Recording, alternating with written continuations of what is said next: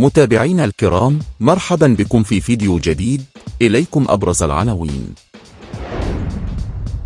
المصري وائل جمعة على قنوات بي إن سبور: الشحات يستحق الطرد في لقطة سيما، والأخير تساهل معه، لن تصدق ما قاله مدرب الأهلي على جماهير الوداد. جبران وعبد المنعم الأفضل في نهائي دوري أبطال إفريقيا، والآن إلى التفاصيل. قبل متابعة الفيديو، المرجو دعمنا بالاشتراك بالقناة وتفعيل زر الجرس ليصلكم كل جديدنا. صرح المصري وائل جمعة في الاستوديو التحليلي للمباراة على قنوات بي إن سبورت: حسين الشحات كان يستحق الطرد في الشوط الأول من مباراة الوداد بعد مسكه للحكم تسيما، والأخير تساهل معه بعد أن نحه إنذارا فقط. وأضاف: الحكم كان يعرف أنه أخطأ، لذلك لم يمنح شحات بطاقة حمراء. لن تصدق ما قاله مدرب الأهلي على جماهير الوداد. أكد مارسيل كولر مدرب الأهلي المصري أنه أخبر لاعبيه بضرورة تسجيل هدف في إياب نهائي دوري أبطال إفريقيا أمام الوداد لحسم اللقب، مبرزا أنه جهز مجموعته للعب تحت ضغط الجماهير الودادية. وقال كولر في الندوة الصحفية التي تلت اللقاء: نحن سعداء بالتتويج، كنا نعلم أن المباراة ستكون صعبة في القاهرة، فزنا ب2-1.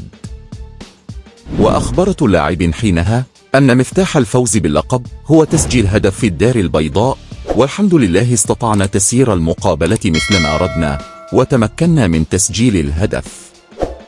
وفي حديثه عن تأثير جماهير الوداد على اللاعبين، قال: جمهور الوداد كان اليوم كبيرا وعظيما، وصوته كان عاليا طوال دقائق المباراة. وأتم حديثه: هو جمهور كبير ومعروف على مستوى القارة، وطوال الأسبوع كنا نؤهل للاعبين ونعدهم من أجل اللعب تحت هذا الضغط. جبران وعبد المنعم الأفضل في نهائي دوري أبطال إفريقيا.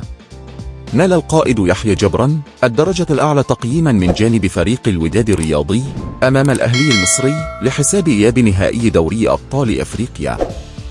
وبحسب موقع سوفا سكور، فإن يحيى جبران نال 7.9 كأعلى لاعبين تقييما من جانب فريق الوداد الرياضي. الوقت الذي تحصل فيه لاعب الأهلي المصري محمد عبد المنعم على نفس التنقيط في صفوف الأهلي. وتحصل أيوب العملود على ثاني أحسن تنقيط من الجانبين ب7.5، متبوعا بزميله يحيى عطية الله بتنقيط 7.4، ثم محمد يونجن في المركز الرابع ب7.3، ولاعب الأهلي المالي اليوديانكي خامسا ب7 نقاط. وتوج الأهلي بلقب دوري أبطال إفريقيا للمرة 11 في تاريخه على حساب الوداد ب3 أهداف مقابل هدفين بمجموع أهداف الذهاب والإياب في نهائي دوري أبطال إفريقيا. شكرا على متابعتك لنا، لا تنسى دعمنا بالاشتراك بالقناة وتفعيل زر الجرس ليصلك كل جديدنا، وشكرا.